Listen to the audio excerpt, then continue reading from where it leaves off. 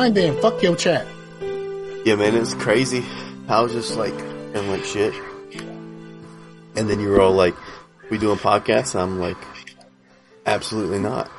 Fuck your podcast. Man. Pretty much. It's all good though. I mean, I was going to record a podcast, but somebody fell asleep. I'm not saying who.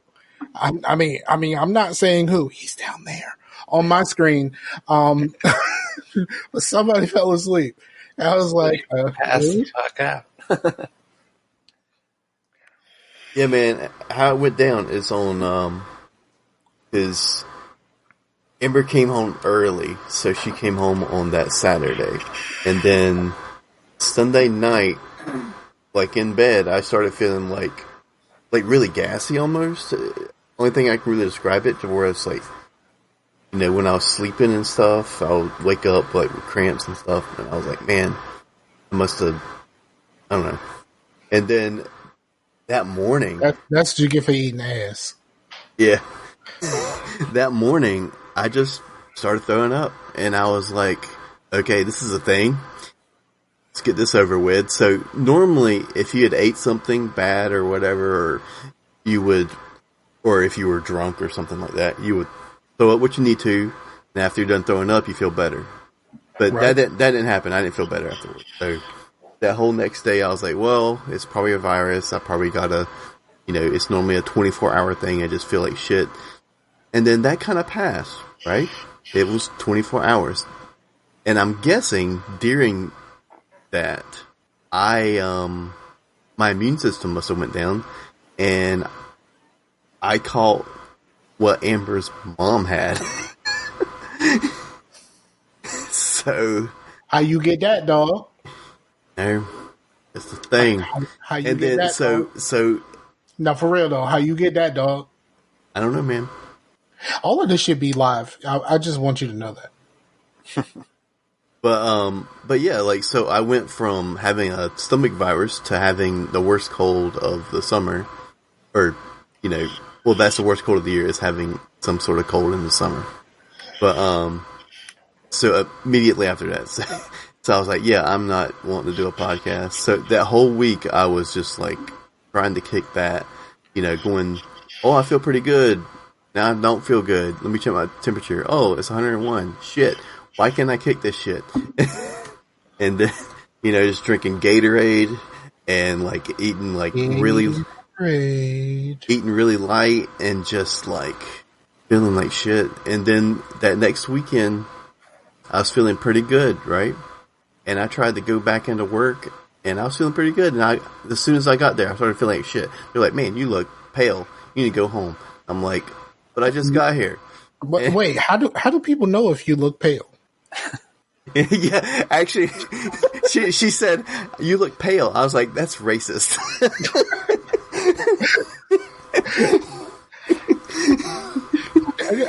I mean, I asked the question, like, how does anyone know when you look pale? I mean, you're a gamer, so like, it's not like you go outside.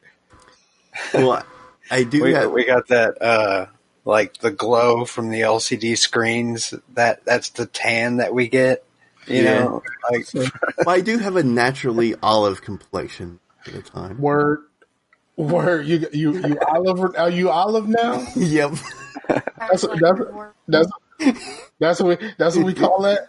Yep. We call that olive. Yep. Okay. I didn't know olives came in white. I ain't never seen the white olives, like, for real. And why do we call it olive complected? Because, like, I've only seen two kinds of olives. I've seen green olives and I've seen black olives.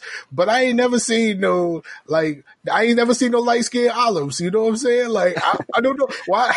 Maybe kind of a light greenish color, you know? Like, yeah, like, I ain't never seen it. Like, maybe it's the color of people where the olives grow. I guess you could say that. But that's not what you are, but okay. Right. But anyway, I don't even know what I was fucking saying. Why is this not live? Like, why are we waiting? We're live. We are, because it's not on YouTube yet. It's not. Nope. Well, that's some bullshit. That's some straight bullshit, homie. It That's some says straight bullshit, homie. this Scarcasm. I'm on Scarcasm Restream, and it says stop streaming. So I will do a check Rooney. Yeah, that's some straight bullshit, homie. Hey, cuz. My olive cuz. Grove Street. Repping the Grove. I am not white. I am a new color. I am off-white. You're We are You're a a new very- race. you're a very We will prevail. you are very light beige. I'm not white. I'm light beige. It's like the red versus blue, where they would just kept saying that he was pink. He was just like, no, I'm light red. What is light red? It's pink. No, I'm light red. Man, I haven't seen that in forever. I used to love red versus blue, and then they started like getting like really fucking technical using Maya and shit like that, and started doing all of this weird shit. And I was like, I just miss it when y'all was just in Halo. Like, can we Yeah. just go back to we just put this in Halo and decided to record some shit? They're just standing there like on the side of a cliff, like just BSing about whatever, you know. It was a lot funnier before the Maya and all of the animation and all of that kind of weird shit. Yeah. I'm going to put it in the side chat here, but we are live. I don't know why it's not coming up for me. But Maybe it's slow internet. could Okay, be. there it is. It was okay. There we go. I got it. All right, so y'all ready to get this thing popping? Yeah, but I won't finish with my shit. But anyway, come on. I left work and went back home, and then You tell stories like my daughter, and it's like, bro, it's because you keep freaking interrupting me. no, because I mean, I wanted to know how you ended up with the same thing that her mama had. Like that's the only thing I want to know. I don't Like, know. Were you kind of like sneaking on moms real quick? Like, No, I wasn't even there. That's the weird thing. how? So how you get it then? Maybe it's because Amber is her heir and it's like airborne. So, are you making a face? Because I didn't have the video up. but yeah, on Monday I was feeling pretty good, and then all of a sudden I just kind of was like laying in bed, kind of looking at my phone, and then the next thing I knew, it's like the next day, and Scar was like, "Are we doing this?" And that was like from last night, and I was like, "I guess not." Damn. So yeah, it's been 3 weeks since we did this shit, man. Yeah. All right. Sorry. But- all right. but You ready we- to get back to it? But we got a surprise, episode from the other crew. Yes. But I mean, have we officially started? I don't know. Are we, Mister? I mean, are we doing a rolling start like this? I mean, because we've been talking for quite some time, but I didn't know when the show actually started. So Maybe it's because we've been out of work for 3 weeks, and it's taking us a little bit to you get need back to get into your, our shift. No, I'm good. Like you need to get your shit together. Like that's My shit's been together. no. You the reason why we ain't been here for 3 weeks. Yeah, So obviously it's your shit that's not together. But anyway, it's not my fault. all right, we do it. It's a rolling start. Fine, fuck it. What's up, everybody? It's your boy Scarfinger. This is Scarcasm. Chase is in the building, Yep. and we have a special guest. Our special guest is Matt. You know what? Tell the people a little bit about yourself, because I mean, I know you mostly through your wife, Yeah. because she's been pod fam for a long time, like, and she's been on the podcast in this previous incarnation with a lot of the girls night stuff that my ex podcast partner was doing. So like we've known each other forever, like, pod fam and stuff like that. But tell the people a little bit about yourself, what you do, your podcast, and all that other stuff. Well, I'm the Wormhole in the Wormhole Planet or Planet Wormhole podcast.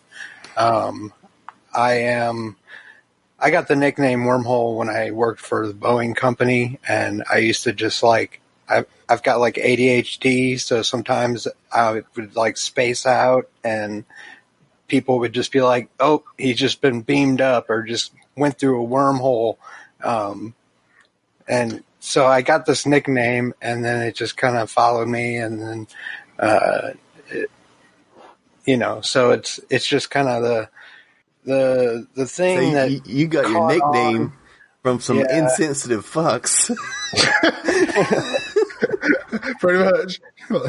Well, it was like the thing that started it was we were in a meeting, and I had my feet up on the table, and I was kicked back in this chair, and then the guy that was up there speaking to the whole group, and it was like a break room that we were in, like where we eat our lunch and stuff. So we're just all kicked back in there during this meeting, and the guy talking, and he says something about you can't just go slipping through some kind of space-time wormhole. And then I about fell out of my chair because I didn't pay attention to the rest of the stuff we were talking about. And then they were like, what? Oh, okay, now we got your attention. We start talking about, space-time and wormholes and all that kind of stuff, It's like portals, Great game. Couldn't play the second one. The second one was great. I just couldn't I think I needed. Okay, so full disclosure, Was it bleh? I needed a guide to get through the first game. Like I really needed a guide because like some of the stuff was like really simple. And then like about halfway through, the shit just starts getting like super complex. And I'm just like, what am I supposed to do here? And especially the end, because the end of Portal, like how the fuck was anybody supposed to figure that shit out on their own? And if you say that you figured that whole thing out on your own, you're full of shit. I did, but you're full of shit, dog. Took me a while. No, you full of shit. That's what it is. You full of shit. We didn't have internet like when I was playing Portal. I had it on disc on the 360, not connected to any internet. Come on, bro. Like there's like there was no way I could have possibly made it through the end of that game without a guide. Like not a chance. Because some of that stuff was like, how the fuck was I supposed to figure this out? Like, of course, like I went back and I did the director's commentary thing. Uh-huh. And the director's commentary is really fucking dope. I like the director's commentary for Left 4 Dead also. Yeah, I was about to say that. Like all the Valve director's commentaries were really good. I mean, I didn't really do the Team Fortress that much because I didn't play very much of Team Fortress. We're talking about the orange box for people who are not in the know.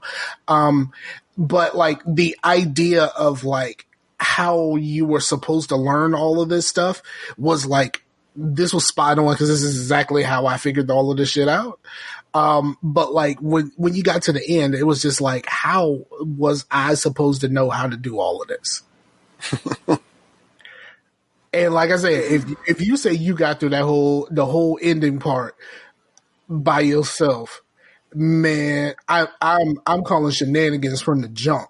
Like there's like with no help, none, zero. Are you talking about the part with the thing that's going bloop, bloop, bloop, bloop, bloop, around? No, from the moment you hit that last one and you are about to die, and then you get all the way to GLaDOS, like that whole thing. I mean, I guess that's a spoiler, but I guess I've never played them, but I skipped that generation of games. I was like a prior generation console gamer, and then now I'm playing new stuff and just getting introduced. I just built a custom built gaming PC rig. Well, you missed like the best generation of games for real. Because what I miss and Rojas, I've never even played on an Xbox. What? Yeah, I've never played it. Well, I played an Xbox one time, and it was with my kid who brought it over from my ex's house, and like their stepdad has an Xbox, so they brought it over so they could show me what Cuphead was, and because I didn't know what Cuphead was, and so they're like, "We got to show you," and so they brought the Xbox over, hooked it up, and we started playing that, and I was like, man, this game is freaking hard. Yeah, absolutely. I think I skipped. I went straight from Super Nintendo straight into the tail end of the original PlayStation. Okay. I skipped like the 64 and all of that kind of stuff. Like I was, Yeah, I did too. Yeah, I mean, like Yeah. at that time I was fucking like I wasn't really thinking about playing the fucking video games at that time. So like, Yeah, I was back in the Marine Corps back then. That was, yeah. But yeah, what we've been missing out of this generation is because everybody's so critical on games these days. We're kind of missing the kind of weird B tier games that were in the 360 era that would get made and they would be really fun, but they weren't like AAA really kind of games. But now you don't really get that because if anything comes out that's not freaking perfect, it's gonna completely get shat on and not get sold at all because everybody's so on and everybody's so connected.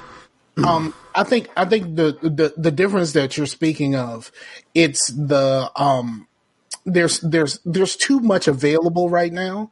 I think a lot of times during the original Xbox and the Xbox 360 generations, there wasn't really a whole lot. So like when something weird and kind of quirky kind of came out, that like a lot of people kind of gravitated to it because you could just go to Blockbuster and rent it or something like that. It wasn't in like originally for like the 360 generation until like the end of that generation, the like something new comes out and like everybody on your list is playing it, because we didn't have very many options. But now gaming is so wide open. Like I said, at the end of the 360 generation and the current generation of video games, I've always said there is no better time to be a player of video games. I don't like calling myself a gamer, but there is no better time because like whatever it is you're into, it's available and it's available at your fingertips. You ain't got to go find it. But that's kind of splintered, the whole thing about like the new Halo comes out and everybody is playing Halo. The new Call of Duty comes out and everybody is playing Call of Duty. I remember going to the midnight launch for Modern Warfare 2. And the line that I was in at the GameStop was the one that I went to was in like a little shopping center, and there was like 5 different places. The GameStop was kind of in the middle. The line had completely wrapped around the whole building. Like that's, you know, like when I got in the line, I was on the other side of the building. I was on the back side of the building waiting in line trying to get my fucking game. Like, so like, you know, like everybody was on that. But like now like the new Call of Duty comes out and like the people who like Call of Duty will get it. But like the people who like something else, or the people who play Halo or the people who play Gears or something like that, we've all splintered because there's so much available. You can just play whatever you want. And I don't know if that's like, I don't think it's a bad thing, but it's definitely not as good of a thing as it was, because something like Halo actually made us a community. Like everybody playing that one game made us actually start, Halo 2 made us get Xbox Live and have on headsets, and like, that's when the little kids learned they could call us niggers, even though like, depending on whether we're niggers or not. But it doesn't matter because that little kid thinks Scarfingers and niggers that little kid's gonna call Scarfinger a nigger. But like, wow, I just went completely off. But like that like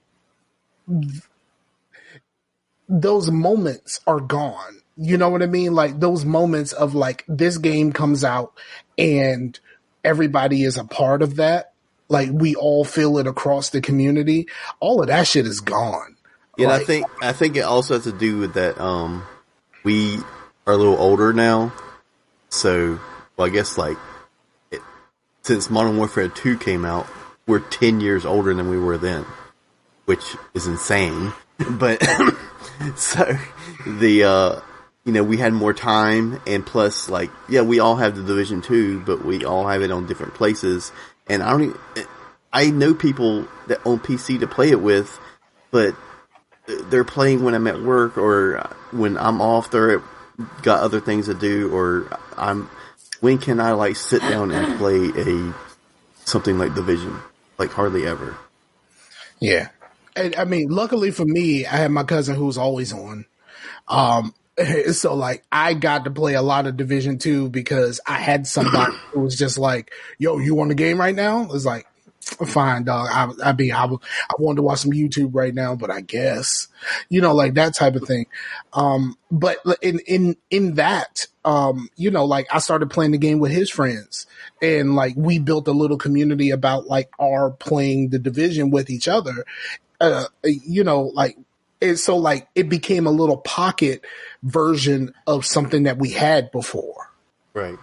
And like the fact that everybody is kind of spaced out right now, you don't have that pocket. And everybody that's like really into multiplayer games right now are mostly playing Fortnite. Yeah, I still don't get Battle Royale. I don't get it. I don't understand it. It doesn't appeal to me at all. Apex looks cool, but I'm like, I mean, that look cool, but I ain't never gonna play it. Yeah, I mean, I played with my brother, so it's fine. It's a good game. It's just not for me, Yeah, and I mean, all of that stuff started really happening with like the whole Minecraft thing. The whole Minecraft thing, it was just like, why would I play this? Like what? Like for real? No, actually, the whole thing began before Minecraft. It started for me. It started with Little Big Planet, because like the moment I asked myself, what do you mean I got to make my own fun? I'm out. Like the moment I got to make my own fun, I'm out. Right. Like I'm used to, and that's how I had to explain it to my daughter, because one time she got pissy with me because she was trying to tell me about something in Minecraft, and I'm just kind of like, I don't really care. She was like, because you're a hater, you don't like Minecraft, and I'm just like, no, that's not what it is. It's like I'm used to like a company making a game for me. I play through the game, and if I enjoy it, I may play it again, or over and over again in the case of Mass Effect. Like I play the game and I'm done with it. I play it from beginning to end. I'm not the type that's gonna make my own fun. Like that's not cool to me. Like, me, like, I guess on some level it's being creative, but like, I want the people who make the game to be creative. I don't want to be creative. Like, right. You know what I mean? Yeah, and I kind of got this idea from Trees from Rojas's podcast, to where shout out to the homie Rojas. Yeah, I was like, Aiden, if I'm gonna play this with you, we're gonna play. It don't have to be hard, so I put it on peaceful, but we're gonna play on survival, so that way at least I have a goal to work towards. Okay, yeah. I'm going to like get wood today. You know what I mean? when it's like. I ain't shit. Like, I ain't shit. But go ahead. But when it's on creative, I'm like, okay, we built something. Now what? Because everything's available. Like for a while there, I would look up when I was playing with them. I would look up like pixel art stuff, and I would just do that. I was like, okay, I made Mario. What now? Yeah. And that's, you know what? That was the Little Big Planet thing for me, right? Because here's what I thought. I was like, well, you made a game where y'all created some levels, and then, the community is supposed to create the rest of the levels. Well, most people aren't really that creative, and they're just going to create Mario 1-1 again. And that's basically what happened. Like, a lot of people just created Mario 1-1 over and over again. So you had like all of these different versions of Mario 1-1. And those ones that like played themselves, which were really, impressive that they could do that. But, playing it, you're like, okay, I just sit here and then the level just plays itself. I mean, it's cool watching it, but you know, Yeah. but. Well, I mean, that's basically the Sonic effect. Like, can we talk about how terrible Sonic is as a game? Like people who are always excited about Sonic, I was like, who are you? Like, Sonic has always been a terrible game. Like, always been a terrible game. So you mean to tell me you make a platformer, right? And you put all of this stuff in the world, and your whole goal is to run fast enough to bypass all of the shit that's in this world. Why is that a good thing? You know what I mean? Why has that ever been a good thing? Yeah, I didn't really get any of the Sega stuff, so I was like, you know, Sonic never resonated with me. I had a buddy who had a Sega, and I used to go over there, and I kind of got into Sonic for a little while there, like just sitting there playing, you know, like mindlessly, not thinking about it, just running through the levels and dying and, you know, like starting over. And I'm like, I would just try to see how far I could go before. And since you're going so fast, technically it is kind of easier than Mario, you know? It's I wouldn't call it easier. It's like a ball. You're just a ball, and you're rolling through this maze of like tunnels that are made specifically for a ball-shaped thing, you know. So it's like, and it bounces on different, you know, pads that shoot it. It's like pinball, and basically the whole concept is like pinball, bouncing off of things. And then they made us what they call the Sonic Spinball. They actually made a pinball game. Yeah. There you go. Yeah, so like, and then like those levels that were like those in between levels that were kind of like pinball, like they knew what they were doing. It just never really resonated as a good. It never really resonated as a good game to me. Like I've played quite a few Sonic games. I never really had a Sega console, but like I had family members that had it, and when I'm over there, we're playing games and, you know, just doing the thing. Yeah. But like. So I played quite a bit of it, but like none of it was just like, oh, I feel like I need to finish this. Not like a Mario. Yeah, I totally get that. Like that's, you know, like there's that feeling of accomplishment with certain games, like specifically like when you're playing a game and you have this objective and you're like, I'm going to get to the end of this because, you know, that was like for me and all the Resident Evil games, it was like I knew I had an objective, and it was to not die or get eaten by a zombie. And it was full disclosure. I have never played a Resident Evil game longer than maybe about 15 minutes. I played the first one, and I rented it. I lasted about 15 minutes. The first time some zombies rolled up, I emptied my clip and they got back up. I'm like, yeah, I'm done. I never got into. I got into Silent Hill, but I didn't get into Resident Evil. You know what I really liked? Because of like you shoot them and they don't really get back up. Dino Crisis until I have that still. Until I got hit with one of those weird fucked up situations where I got trapped by a dinosaur, but I was in the corner and the camera didn't cover that corner, so I couldn't see what was going on. And I just kept dying. And whenever the game reloaded, I ended up back in that corner. Right. And it was just like, that static camera shit really fucked me up with Dino Crisis. Yeah. I think most of it was the fact that a lot of the quote-unquote good Resident Evil games that people like a lot were on the PS1. There really wasn't really any on the PS2, really think about it, other than 4. Yeah. And me and Amber both did not like that game at all. And then I thought 4 was the GOAT for Resident Evil fans. Not for us. No, the GameCube actually re-released all of the original Resident Evil line of games, and I've got each one of those. And what they do is they take it and that first zombie, like the very first game, the first zombie you run into, normally on the PlayStation version, it would take like 3 bullets to get them down. Well, In the GameCube version, it takes about 10. So, See, that's team. Fuck it, I'm out. Like, nope. I want nothing to do with that shit. So they like, raised the difficulty level quite a bit on these, and Yeah, But I did like 7, and I am liking the Resident Evil 2 remake. Like their like resurgent or whatever have been really good. but didn't they change the camera? So now it's actually a 3D camera. Yeah, And it's not a static camera. That's why they had to bump the difficulty up, because you can actually see.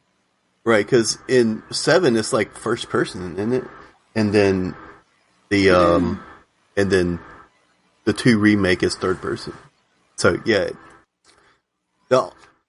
I can get back into Silent Hill, but yeah, Resident Evil is more action based. I don't think I can do that. Like the static camera. Is Silent Hill the one where you're at the beginning of the game, you're at the cafe, and then the dog jumps through the window? Yeah. Man, let me tell you. This is my Silent Hill experience. So, at the time Silent Hill came out, really, I was working at a video store. I mean, of course, we don't have video stores now, but like, for the kiddos, there used to be a place where you had to go to get DVDs and shit like that. You rent them, blah, blah, blah, whatever. I was working at a video store, and then Silent Hill came out, and I was like, you know what? I'm going to rent this. So that place closed at midnight. By the time I got home after cleaning up and locking up and just setting all of the stuff you're supposed to, it was about 1 o'clock in the morning. So it's about 1 o'clock in the morning, and I was like, man, I ain't doing shit. Let me put on this Silent Hill. That was a fucked up, dumbass mistake.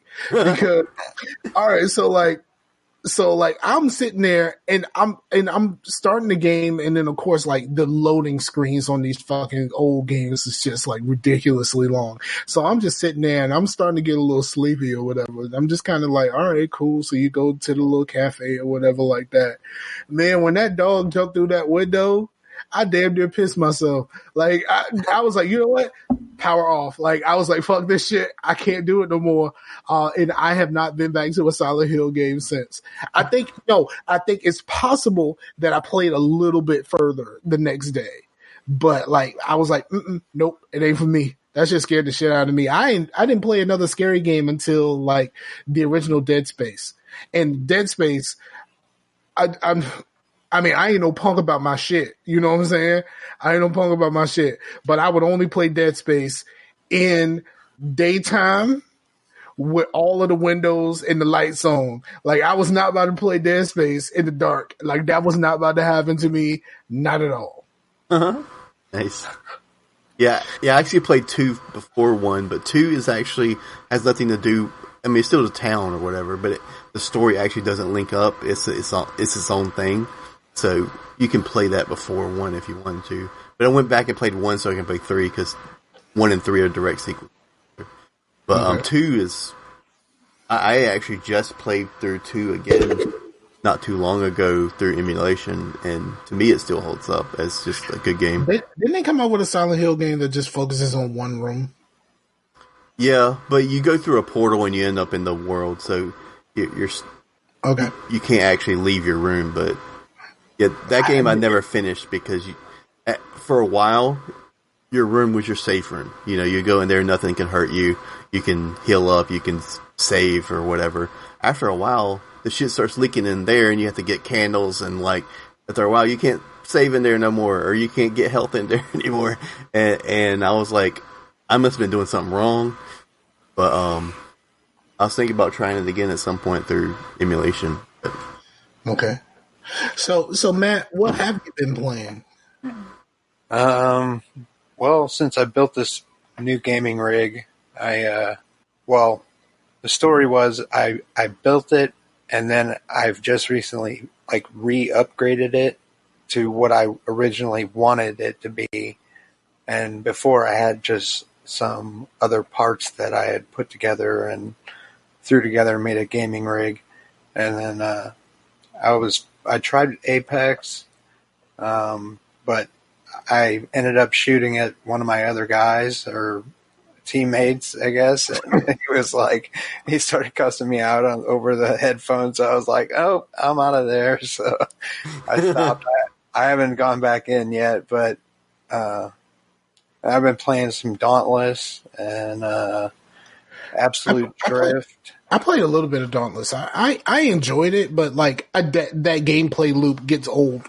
Yeah, where you're just going on the hunt and Yeah. Are y'all gonna add something else to the game? Like, you know what I mean? Like, when you first land in Dauntless, like, before you fight the first monster, like, there's some little monsters to kill. And I'm just like, okay, that's cool. I got some little monsters to kill. And then, like, the little monsters never show up again. yeah. Yeah. Yeah, I tried it when it was still, like, technically in beta, and it ran like super bad performance. But that's probably changed now and it's actually fully released. Go ahead, man. One game I got into early when the beta was running was Goat of Duty, and it's the it's basically just a first person like arena shooter, and you're a goat, and you have this like mechanical arm on you that has all these different weapons that you can obtain. And you run around the level and basically just try to annihilate as many other goats as you can, and you can ram them. Is this from the Goat Simulator dudes? It's actually not. It's from I think Razor Games or Riser, however you want to say it.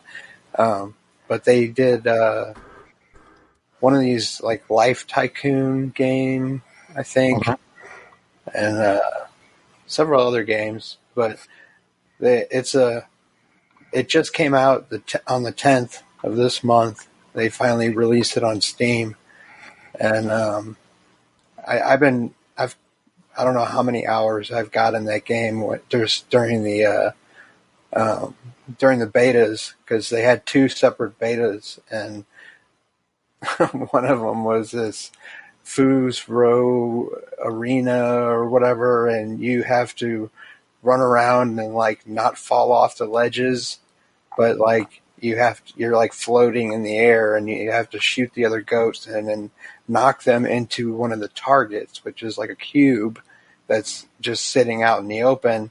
But you shoot them, they bounce and hit the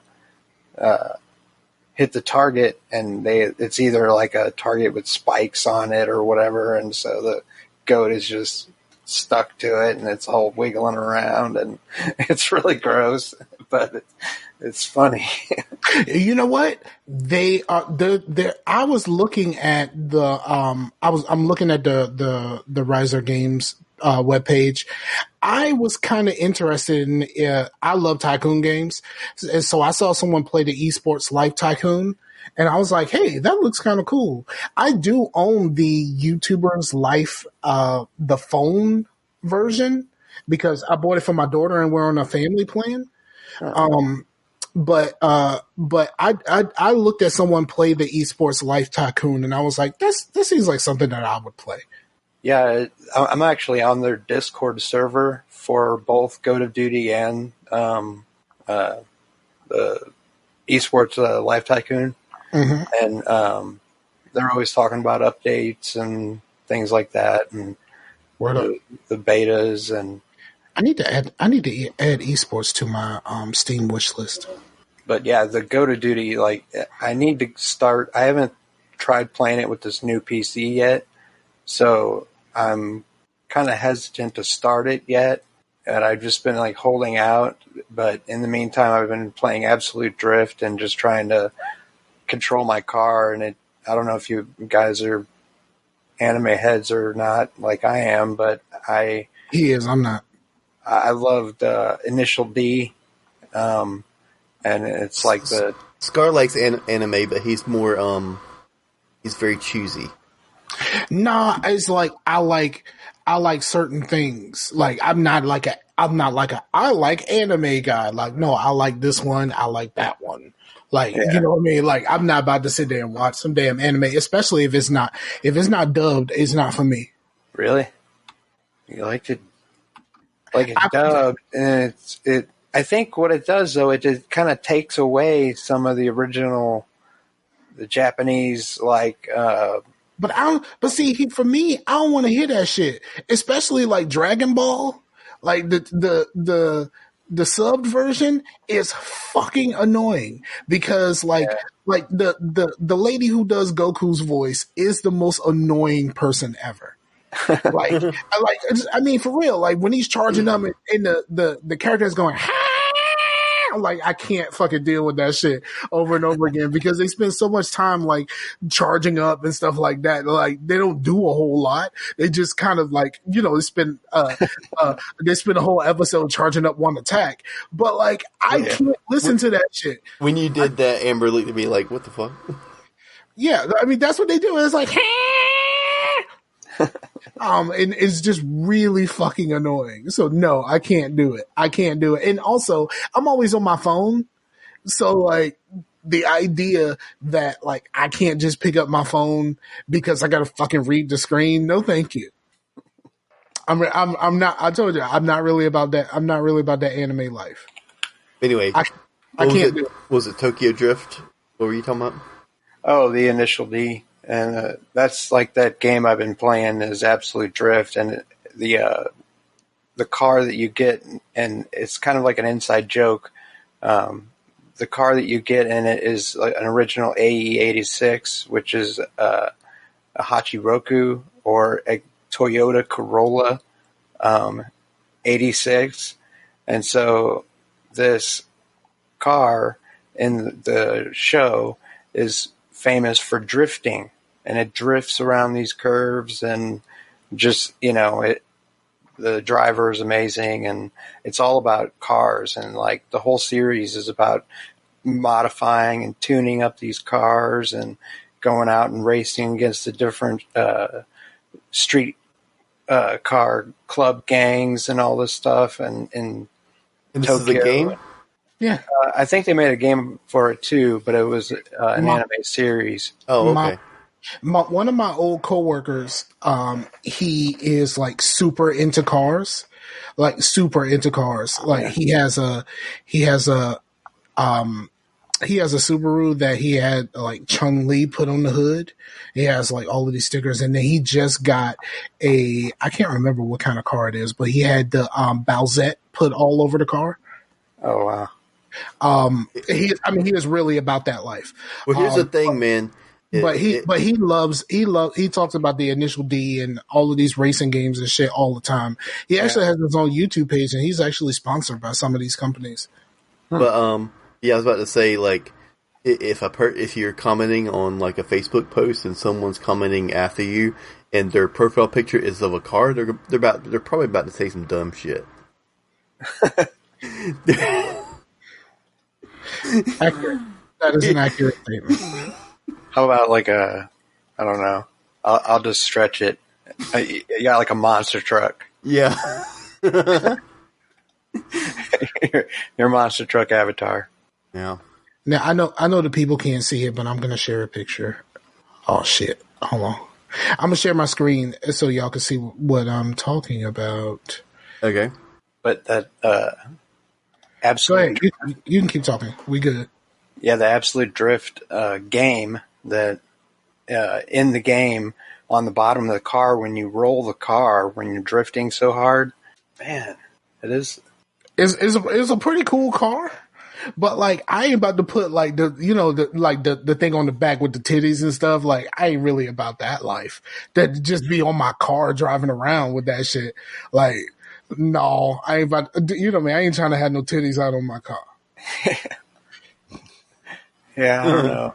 It's cool to look at, you know, but yeah. But see, the cool thing is like he has all of these cameras and stuff in his car. So what he does is like he records people like walking up to his car and like admiring his car from afar.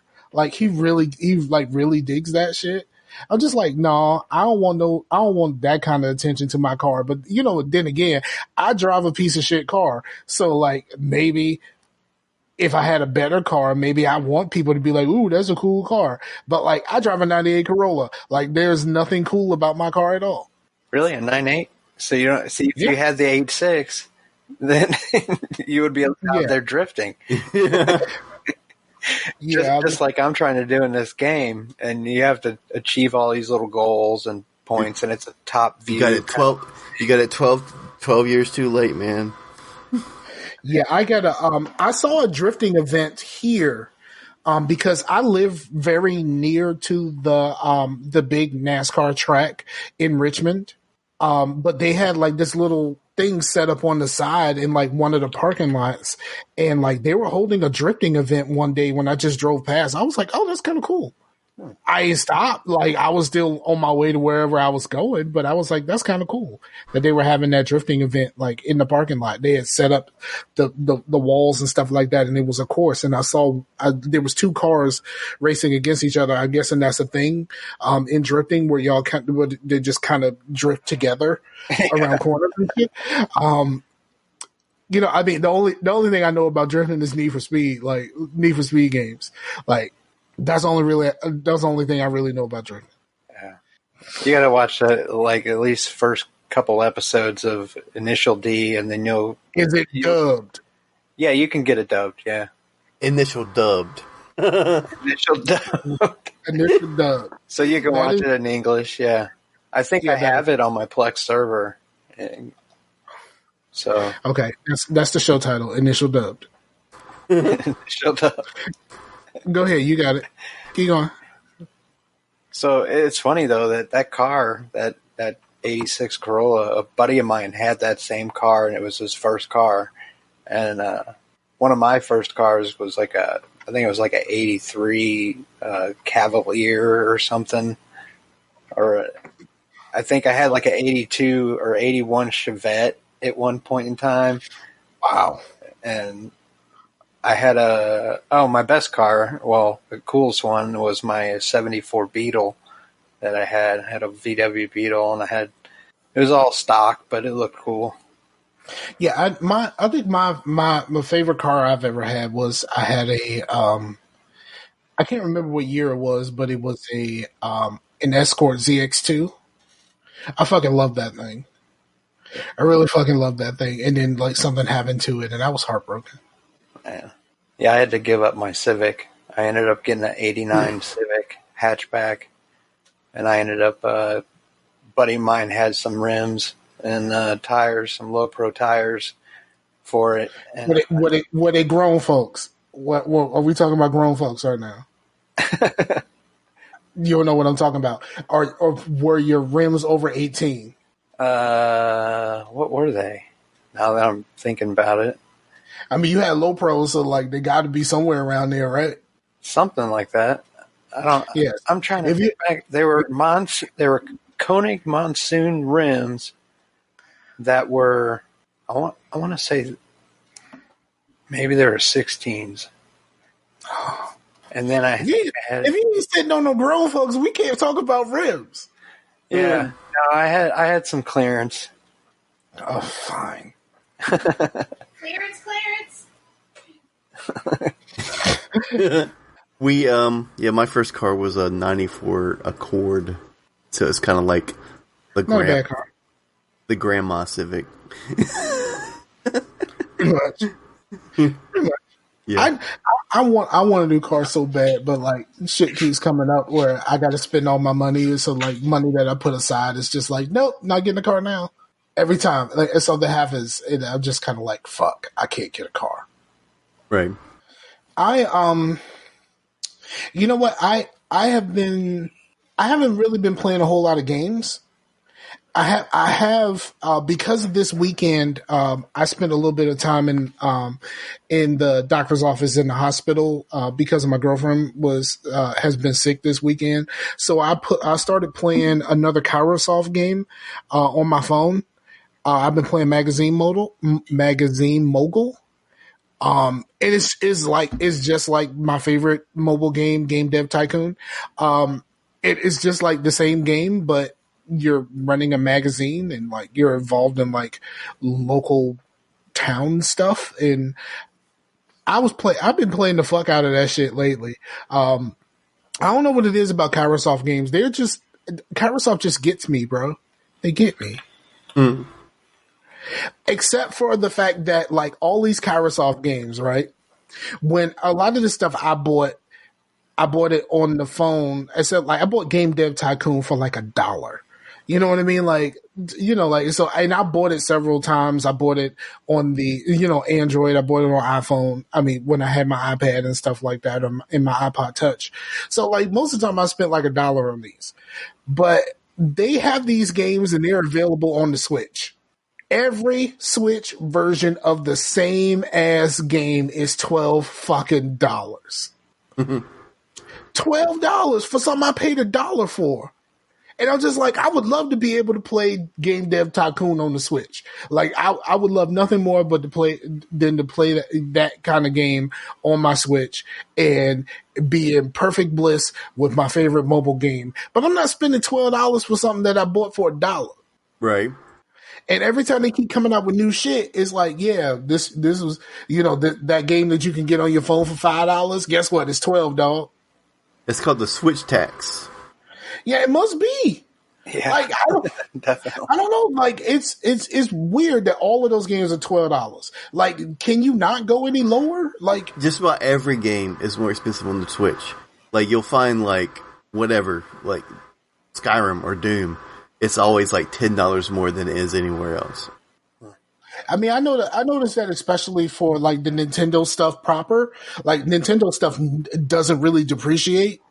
Like, you know what I mean? Like, the Mario game could be like 10 years old, but if it's still on the Switch, guess what? That shit is still full price, dog. Right. Yeah. You gonna have to eBay that shit or Craigslist or fucking Facebook Marketplace that shit from somebody that's just trying to get rid of some shit. Well, if you are cool with digital on the Switch, Humble Bundle has now teamed up with Nintendo, so you can get. They ain't got no sales. I looked at it. The Humble is not, the price ain't that different. So like, why would I even do that? Well, I mean, you might can find sales if they do. You know, if they did like some Switch bundles, I'll be down for that. Like, yeah, just that'd get be cool. Just get a bunch of games. Like, have you noticed that every once in a while they do a PlayStation bundle, but I don't remember them ever doing an Xbox bundle. Yeah, it is weird. I'm kind of new to that and checking it out recently, but I just got one of the PlayStation bundles, and it was they got one now, the indie bundle.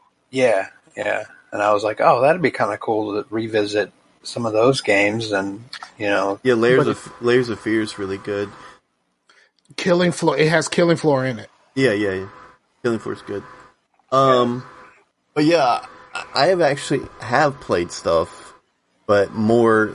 I mean, during my sick week, I was kind of like off and on, like kind of whenever I would feel like it. You know what I mean?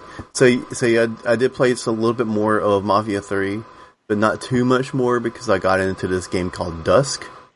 And I remember talking to people to be like, you know what?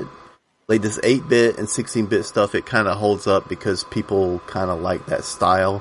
But then your PS1 era, nobody's like saying, I want to make a game look like the PS1. Nobody says that shit. Until I seen Dusk.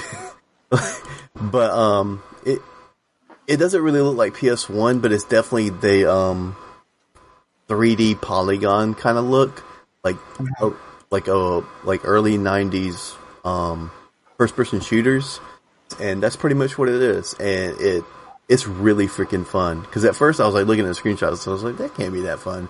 And I picked it up on the Steam sale, and dude, is that game fun. Like, the gameplay is super fast, and like, it's kind of horror based a little bit because you're killing dudes with like chainsaws and stuff. But at first it's like super easy. And I mean, I did play it on like an easier difficulty, but like just the level designs were easy. But later on it gets more complex, and you're like finding keys to find another key to open this door, to like all that kind of cool, like,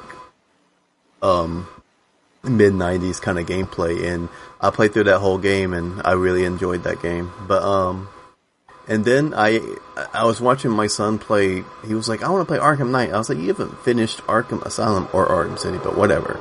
It was like, and then he was still in the very beginning. And then when I was watching, I was like, you know, all this time, this past 10 years of him being obsessed with like Batman and stuff, like it almost seemed like I don't want anything to do with the Arkham games until I was like watching him play that. And I was like, I forgot that these games are really freaking good.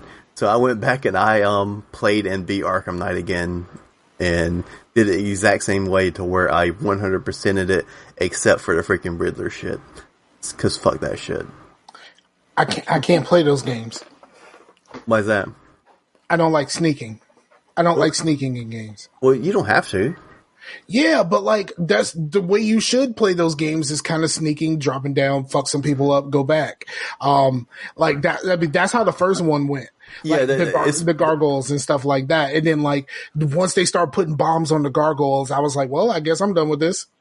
Yeah, the first one has more sneaky stuff, but like in Arkham Knight, it's more Batmobile like blowing stuff up type gameplay, and then you do go in and you're fighting and stuff, but it's a lot more action based than.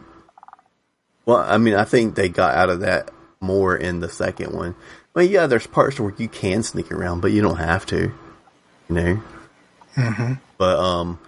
But then I started playing Yakuza 0, and I didn't really play too much of that. I do really want to complete that, but yeah, I had started playing Prototype, and I remember buying Prototype. I bought Prototype too. I think that shit's still in the plastic, dog.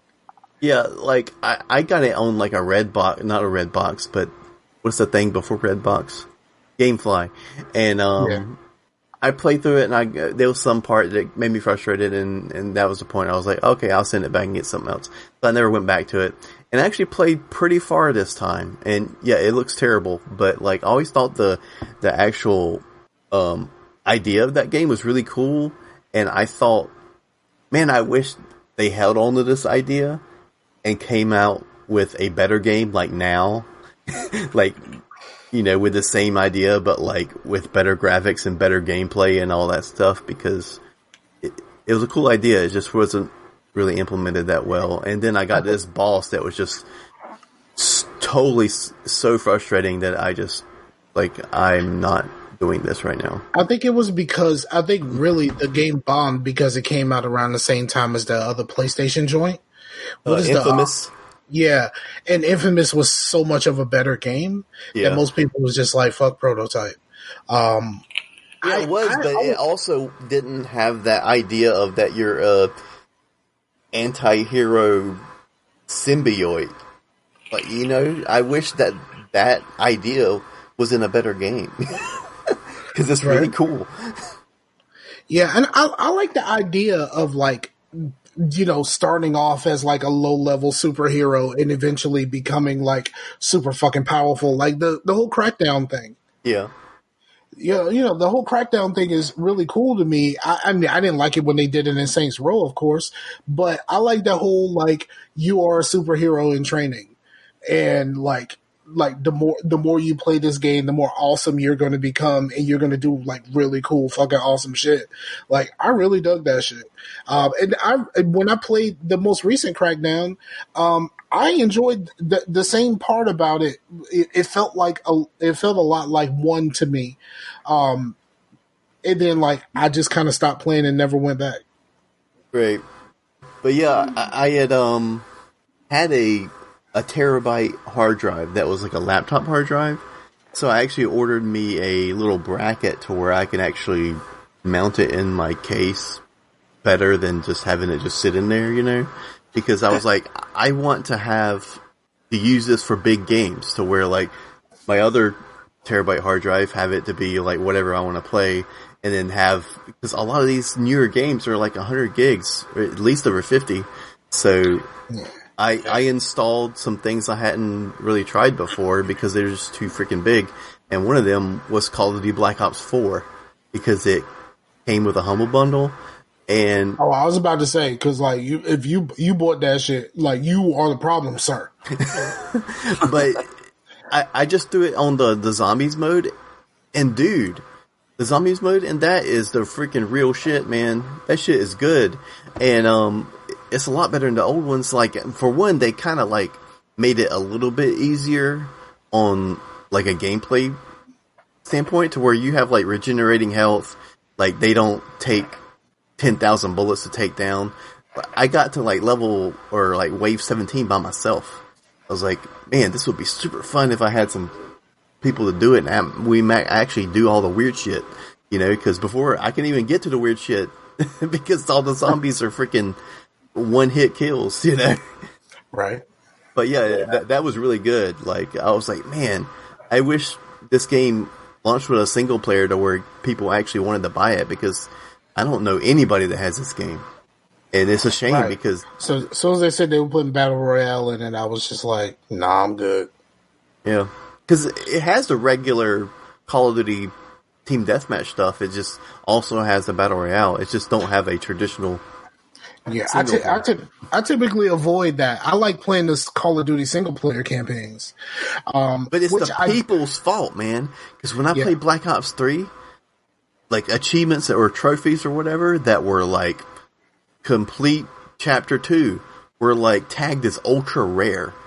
Yeah, you know what? That happened to me. I started playing because I started playing my PlayStation again, and I had to like finish downloading some stuff, so I couldn't play what I wanted to play.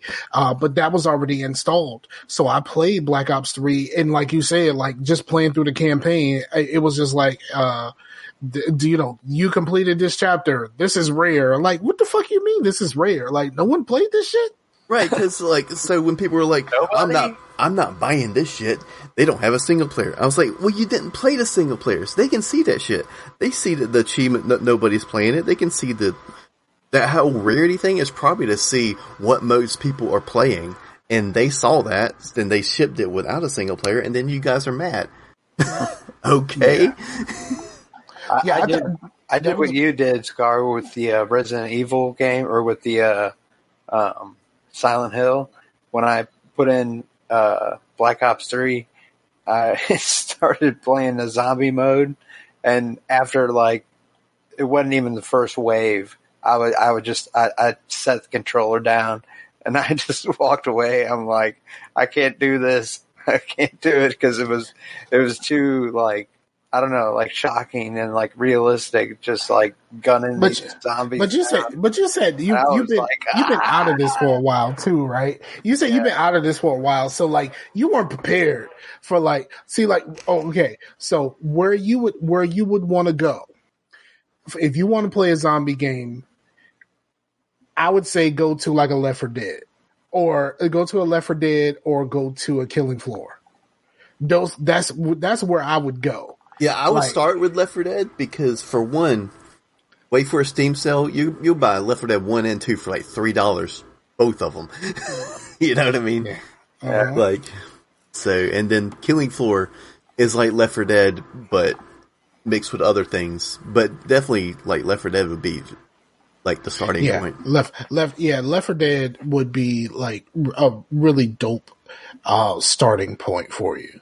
And plus, if you want to play that style of game, yeah, and I'd be down for a Left 4 Dead PC night, and because and Scar Left 4 Dead has controller support. You might have to tweak it a little bit, but it has controller support. I think I have it in my library. It's just not downloaded. I have Left 4 Dead 2.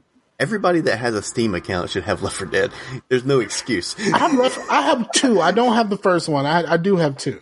Yeah. And my Steam account is like 4 years old, but I've never really used it. I think my kids had Gary's Mod on there and Minecraft or something, and that was it. And then it wasn't until this year, basically, when I got this PC built up, that I started building up my library a lot better, so I can. Yeah, a good way is to like do that humble monthly, because for one, you don't have many games, so every game that's on there is probably going to be something you don't have. And then it also, because there'll be like 2 main games, or like 1 main one if it's like a really big one. And then they also throw in these weird indie games that, like, a lot of them are like really freaking cool, and I would have never even knew about them if it wasn't for that. Yeah. But, yeah, I every time I think about doing Humble Monthly, I always think about, I look at my Steam account and realize how many games I have that I don't play and that I haven't even tried to play. Like, I still got, like, didn't you give me Civ? yeah, I did. You gave me Civ. I installed it and everything. Ain't touched it. Blue gave me The Witcher 2 on PC. And I was just like, yeah, I'm going to fucking play The Witcher finally. Nope. Never got around to it. I don't, well, for the most part, I don't like playing games sitting here. But since my new TV and stuff, because I got a new TV, so I can play my games and stuff like that, and my girl can watch her TV and stuff like that. My TV is right here, and so I have to sit at this chair no matter what. So I might start playing some more PC games, especially because, bruh, let me tell you. Okay, this is a game that no one cares about, but I'm going to talk about it anyway. I have been watching I've been watching kind of 3 new YouTubers, right? And they're playing, 2 of them are playing games that I love, but they have never played the games before, and they are really terrible at it. And every time I watch it, and I can't stop watching how terrible they are at Banished in RimWorld. I can't stop watching how terrible they are at it. And all I do is talk at the screen. And my daughter is always like, why are you yelling at the screen? And I was like, because I told him. I commented on YouTube and I told him that this is what you need to do to fix it. I'm that guy. I actually did redeem a game that I thought you might have wanted, but I kind of actually wanted to check it out. It was called Surviving Mars. You know what? But Surviving Mars is also available on Game Pass. Oh, okay. So we good. I looked at it, and I even watched someone play it, but I fell asleep. I was tired. That day. It wasn't the game; it was me. Well, I heard the game's kind of relaxing, so that it probably was a little bit of the game. Yeah. So then, and then watching this guy play Banished. He said he played Banished a long time ago and just kind of forgot how to play. It is compelling, but also at the same time is super frustrating. Watching someone really fuck up a game that you love. And then when you're watching the Saints Row videos. Yes. Or watching my daughter playing Saints Row, bruh. It's struggle-tastic. Oh, I did watch him. I taught my daughter how to play NBA Live. Okay. And she's never really played a game like this before, so she can't really shoot. So that's kind of that. The reason why I put her in Live is because it's a lot easier to play than 2K. But she can't shoot. But the idea that it took her 3 hours to do something that I can do in less than an hour was oh, there is a real skill that I built up over the years, that knowledge of how to just navigate through this and just be okay, that she just absolutely doesn't have. And it's not her fault. It's not her fault. Why haven't they made a basketball game that's first person and then say this is a first person shooter? They wouldn't be wrong. There's a missed opportunity there. Chase, don't do that. And you know what? They did do a first person. There's an old game when Microsoft actually published their own sports games. They did do some first person modes, and there is a first person in their football game, NFL Fever. It is really fucking difficult because you only have this limited field of view. So the idea that you're going to try to play a full football game and try to figure out what the fuck's going on was extremely difficult. Somebody tried it. It didn't work out well. Mm-hmm. Didn't work out well at all. But I've been playing a lot of NBA Live on my PlayStation. That's part of the reason why I went back to the PlayStation. Why does PlayStation seem like it's really hard for me to say right now? As you know, is for some reason the word PlayStation just doesn't feel right. Kind of like when you say judicial system, it just doesn't feel right. You know what I mean? That's an old Dana Carvey joke, but that it's so true. You try to say judicial system and it just never feels right in the mouth. It just don't feel right. Just try saying it. Judicial system. See, it don't feel right? Yeah. Something about it just don't feel right. Like when you say it, It's like they're trying to mix a couple words together, and it's like it doesn't like from two different languages. right. Like it don't feel right in the mouth. You know what? That could be a show title. I'm gonna keep that down. I'm gonna write that down. PlayStation, I guess Sony wasn't at E3 this year. I mean, they didn't need to be. They didn't really have anything really to talk about, so why even be there? Yeah. And I think they had like an event like 2 or 3 weeks like before that. But to be honest, did anybody have anything to talk about? No, not really. Like, I mean, I thought Microsoft did okay, but like, yeah, I thought Microsoft was the better of them. Bethesda didn't have anything to talk about, and then EA's was terrible, dog. Like EA's was so bad. Like here's the problem with EA's E3 thing. They talked for like an hour on like Apex maps and like Battlefield maps, and we're like, no, man, really? like they. But see, here's the thing. Like the worst part about it was like there was no surprises because they had like everything like mapped out. Like during this time we're gonna talk about this. During this time we're gonna talk about that. And there was no surprises. There was nothing for me to get excited about. Like I watched the Star Wars thing. And then I left and went to the store. Like, you know what I mean? I went to the store and came back for the Madden shit. But like, I didn't even feel like I needed to be there for the rest of it. I literally watched Star Wars when Star Wars was open. I put some clothes on. I went to the store and came back just for the Madden. And then I watched a little bit of The Sims because my daughter's into The Sims.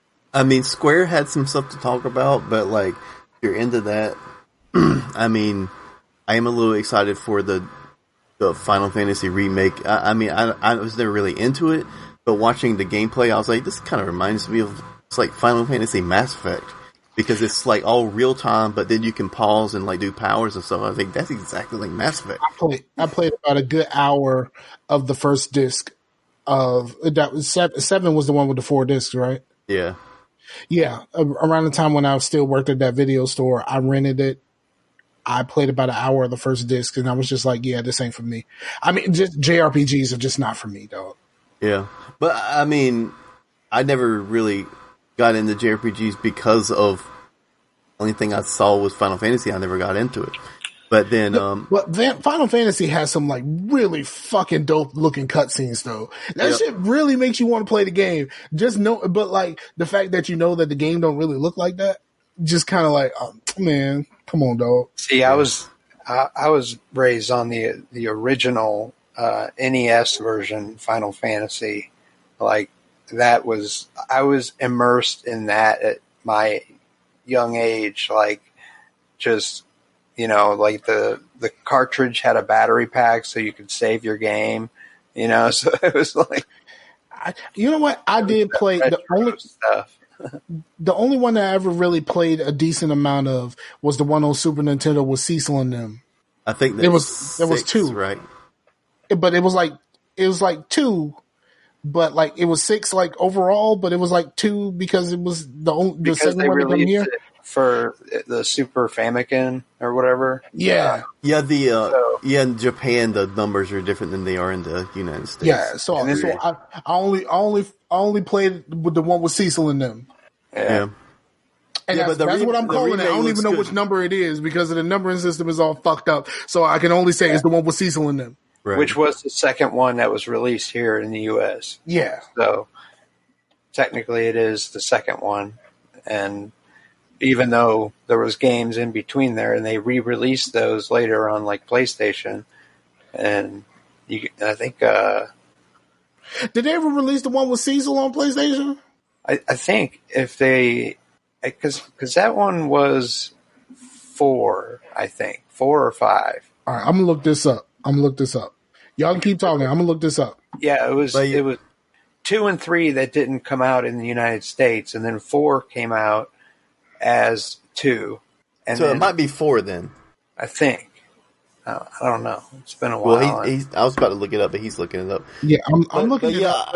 I'll give you a video. Final Fantasy 2, and then it says for the Super NES game, see Final Fantasy 4. Yeah. So it just this one only came out on the Super Nintendo, according to Wiki. Right. Okay. But yeah, I'll send you the video from Square because I'm pretty sure you didn't watch it. But yeah, I think just watch the video, the gameplay video. I think you might see a little bit more of something you might actually want out of this remake than the older one. For one, it's not turn-based, but it does have that pausing kind of like Mass Effect feel to where you're using powers and stuff. So that's got me pretty interested because I kind of want them to do like, you know, BioWare to go back to some of their old games and make them more like Mass Effect. It's like, Yeah, I keep saying like why they keep going back to like they kept going back to Mass Effect. They kept going back to Dragon Age, and it was just Mass Effect, Dragon Age, Mass Effect, Dragon Age, and then fucking Anthem, which I mean Anthem, but like I was like, why ain't y'all never do a Jade Empire? Why ain't y'all never do another Jade Empire? Like for real.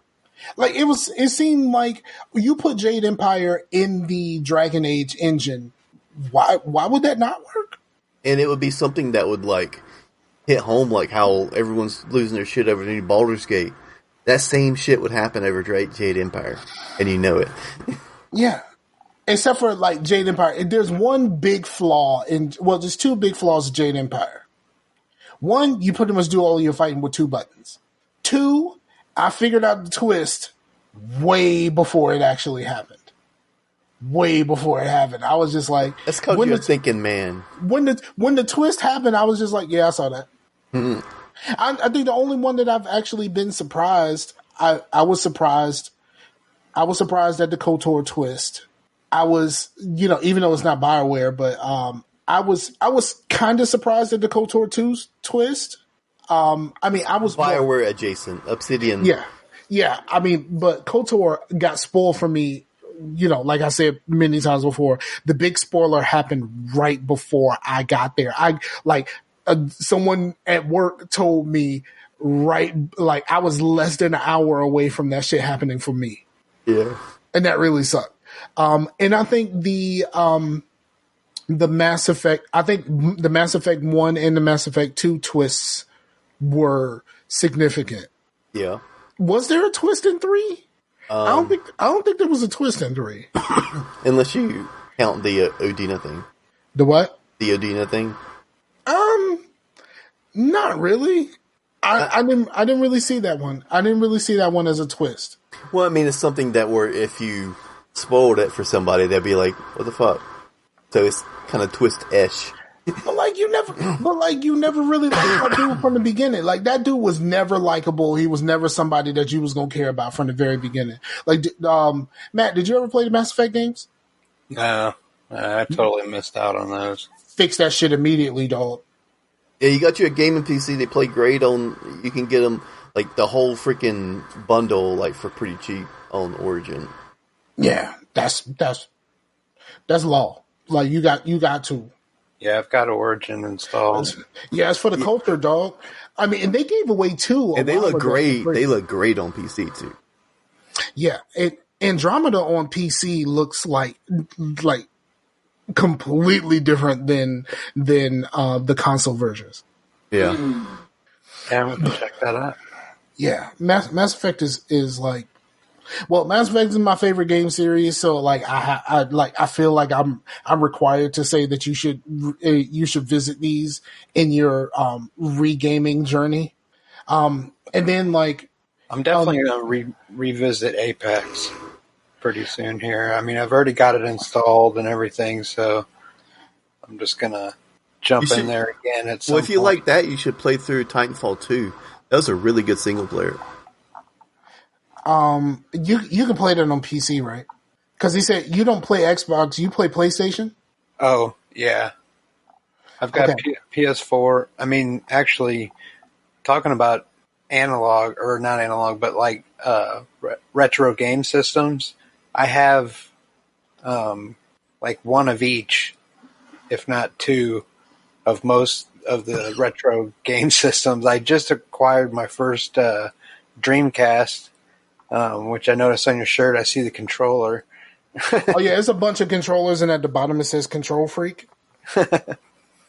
Yeah, so I've got those controllers and everything for the Dreamcast. So I've been collecting those and trying to get my latest collection is the PS3 collection, of all the anime, like kind of like the JRPG titles and different fighting games that, like the BlazBlue.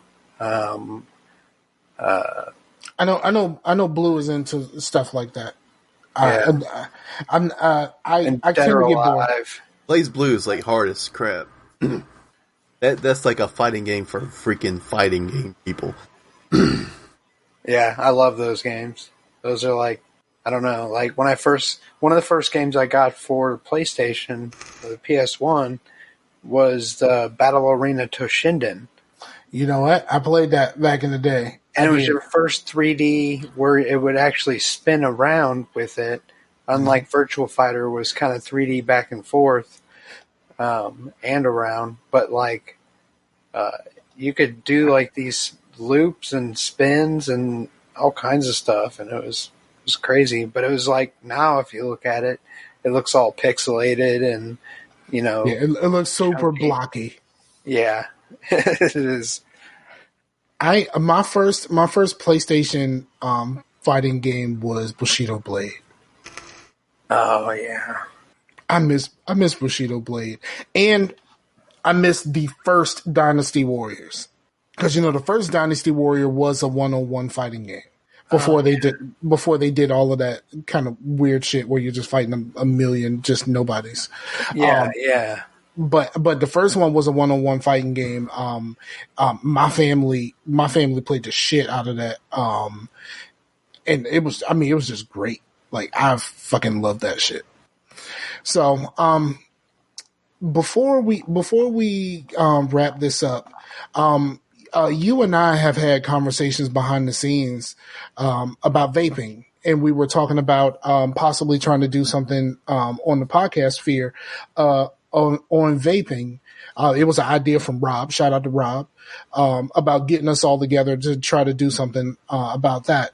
But you were saying in the chat that you make your own juices and stuff like that. Like, how did you even get into that? I wanted to save money, and when I first looked into what the main ingredients were, I was like, oh, it's going to be super simple because there's only two main ingredients, not counting the nicotine. So you got PG and VG, the propylene glycol and the vegetable glycerin, and then you've got your nicotine, which can be a 50-50 of PG and VG. And then basically after that, it's flavoring. And then I started off with the Loran's flavorings. They're like they're harsh.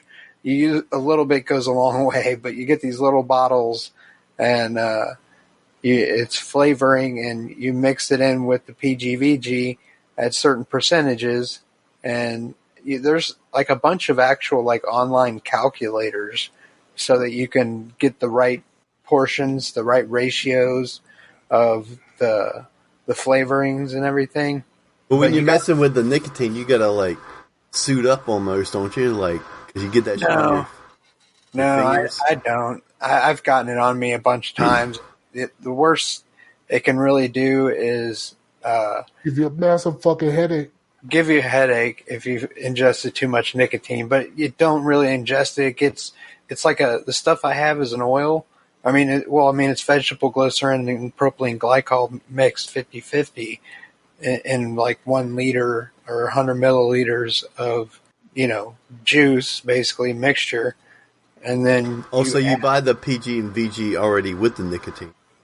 Yeah, so it's already mixed with okay. that. Well, that makes more sense, because if it was like straight nicotine, and then it takes the calculators take the percentage of PG and VG that's in the nicotine mixture, and it adds that so that you get the right mixture when you add straight PG or straight VG to the mixture, because you got to balance it out, like 70-30, or you got to just set it up so that you match up and come out to however many milliliters you want to make. I usually make 120 milliliter batches, and then I vape on that until it's about gone, and then I whip up some kind of new flavor and I don't let it steep like you're supposed to. It does make a difference if you let them steep. I'm famous for like soon as I get something, it's just like, all right, it's go time. Like, you know, Yeah. it's like back in the day, like they would tell you, yeah, you need to like just sit for like a week or so. And I'm like, nah, son, it's on right now. Yeah, that's how I am. I was like, I couldn't wait. I'm vaping some crazy stuff right now. What you got in there now? I am vaping God Nectar from Bad Drip. Sup? Coin Chunk is in the Coin Chunk. I think it's Mixer. Said hi. Yes. What's up, dog? Yeah, ain't nobody on YouTube. Everybody's on YouTube. Yeah, I thought the Amber stream was going to join, but I guess Now, this is a little bit of that Thug Juice that I made. It's the remake of the Thug Juice. It has a little bit of the candy watermelon flavoring, so it's a little sweeter. And then I added a little bit more grape just to kind of give it that kind of a pinch of a, I'm not sure. I don't want to say like a wine, but it kind of adds to the sweetness a little bit. Okay. And then I added less of the WS-23, which is like a vapor or like a menthol flavoring. So you basically made hug juice. Yeah, and then just threw a few other flavors on top of it.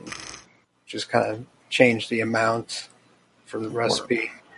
But yeah, it's fun to play around with recipes and all that. And yeah, like talking about an idea of talking about vape, just When you mix up your stuff, how do you just make the bottle and then you just shake it? no, I've got a mixer and everything.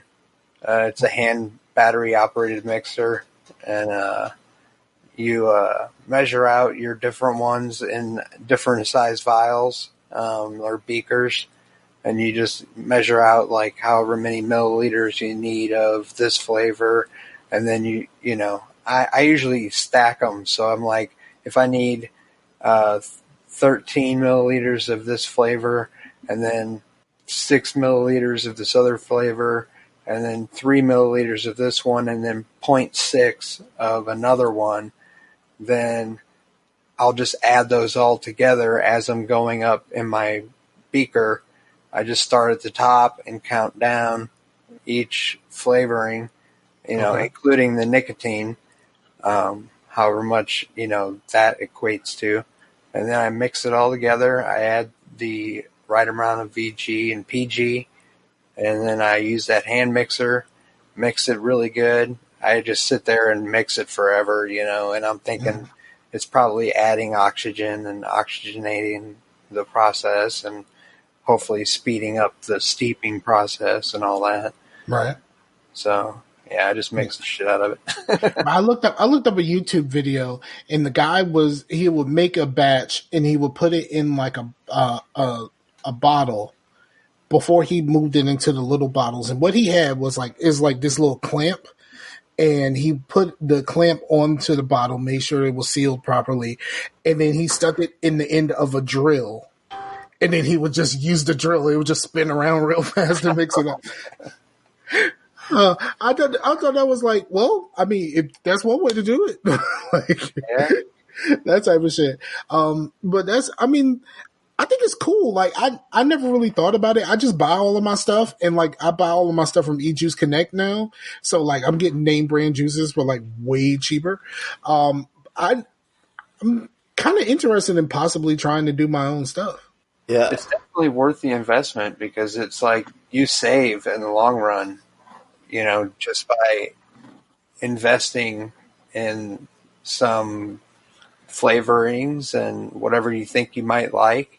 And then you just kind of like toy with it, and you get a couple recipes that are kind of good, and you try to make one of those, and then you can kind of branch off from there and slightly adjust the recipe, and then eventually totally change it up, and then you have a totally weird mixture that you never even thought you'd come up with, and It may be good, it may be bad, but it's fun to play around with it.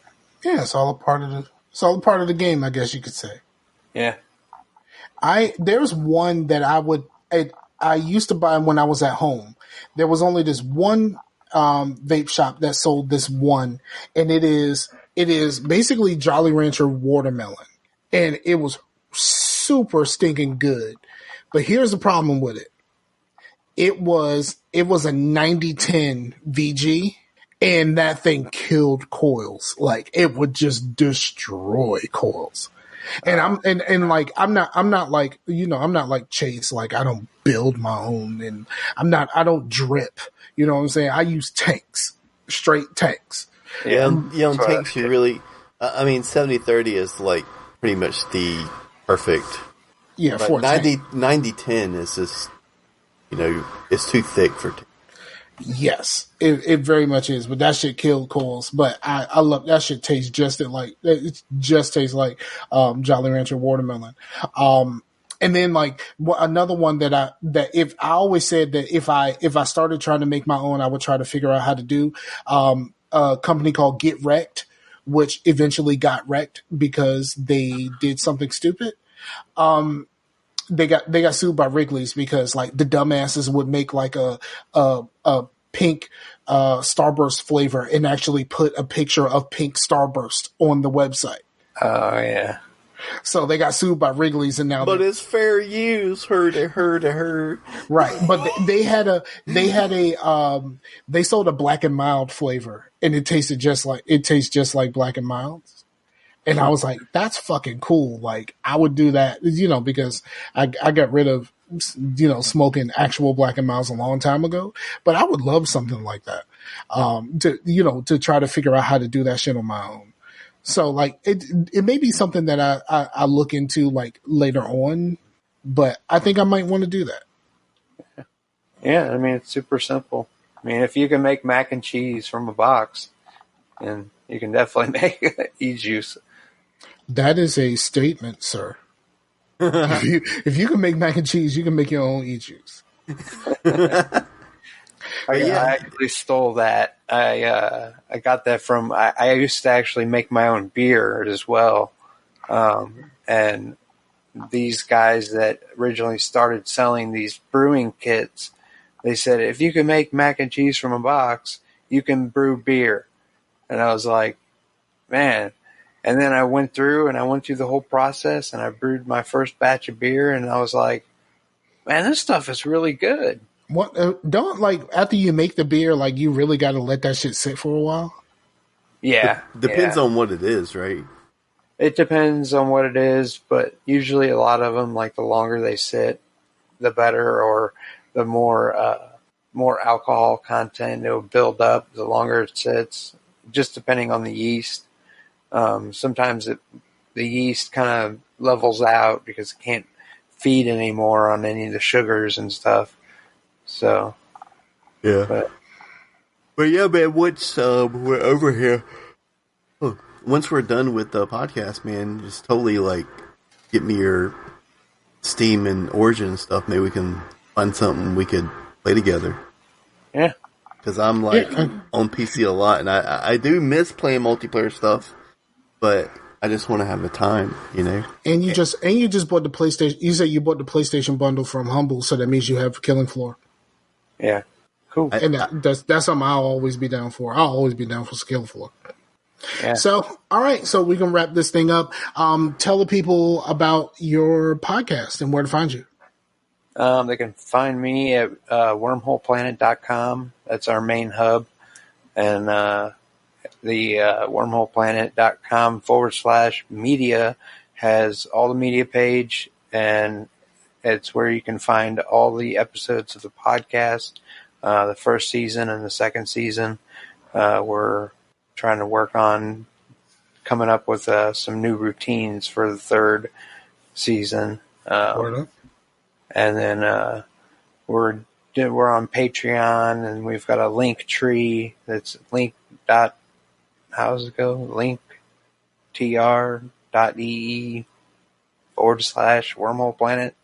You can just Google Wormhole Planet and find our podcast, and we're all on all We of don't it. have a link tree. Chase, get on the link tree. What is a link tree? Linktree is like an Instagram thing. So, but it can link. It's an Instagram thing that links all of your links, like to your podcast, to like Spotify, to iTunes, to Google Play, to your website, to your social media, whether it's Twitter or Instagram. It links all of those on one page. So all you got to do is click on a page, like your Patreon page, click on that, and it takes you right to the Patreon. So it's kind of a cool, useful little link thing, and it's free. So Cool. Yep. Chase, do that. Maybe. Well, I mean, I'm saying like you should do that. Like I haven't been dragging on the fucking Patreon page for the longest time. Like that shit was supposed to be done in February. Mm-hmm. In 2019, we've been kind of slow. Like when I look on our YouTube page, it's been since, if you count Extra Life, it's been since Extra Life since we did a game night together. But if you don't count that, since we were in the same room, it's been since before Halloween. Okay, yeah, we got to do something. So we're gonna get on that sometime, kind of soon. I say kind of soon because I know like we're ramping up. It's almost time for August. Yeah. So we got to figure out who we're gonna get on. I only know like 2 people I want to get on August, but we got to figure out the rest of it. So yeah, I think we should go ahead and wrap this up.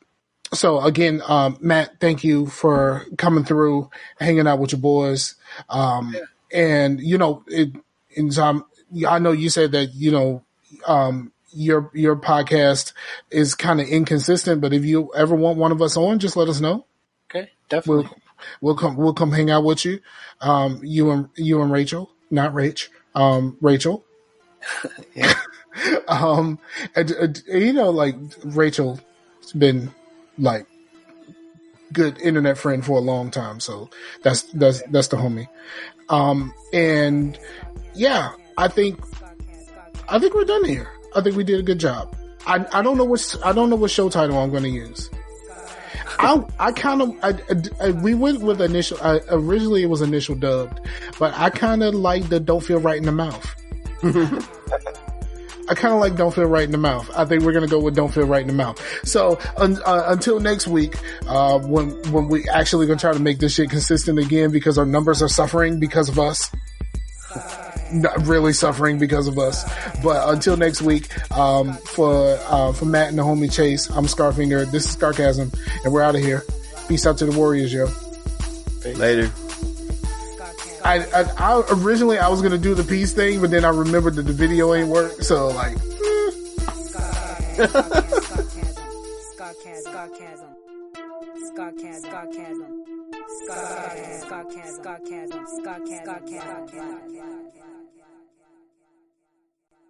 I like that shit, yeah, boy. Look, I'm telling you, Whoa. I'm telling. All right, I ain't gonna talk.